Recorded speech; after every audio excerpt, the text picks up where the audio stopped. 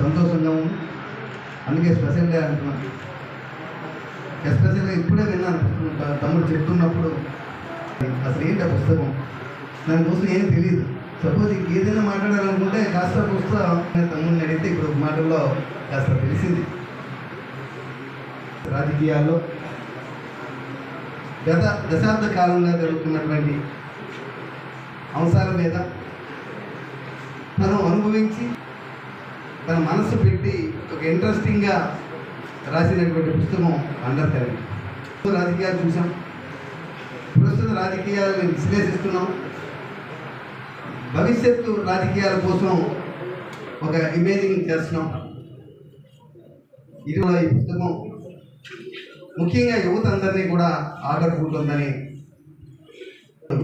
మాట్లాడుతున్నప్పుడు నాకు అర్థమైంది. రాజకీయాలు అందరూ ఇప్పుడున్న నేటి యువకులందరూ కూడా ఫస్ట్గా రాజకీయాల్లోకి వస్తున్నారు. ఇది చాలా మంచి పరిణామం.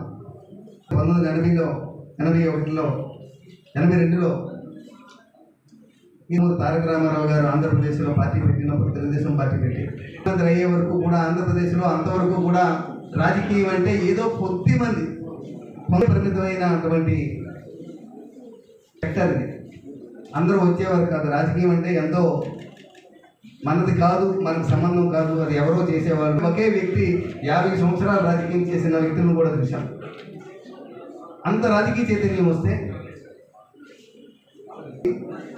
రాజకీయ చైతన్యం మళ్ళీ వచ్చింది ఎప్పుడంటే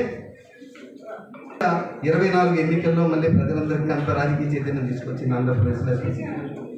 ఎందుకంటే నందమూరి తారక రామారావు గారి నుంచి ఇప్పటి వరకు జరుగుతున్నటువంటి రాజకీయ పరిణామాలన్నీ చూస్తే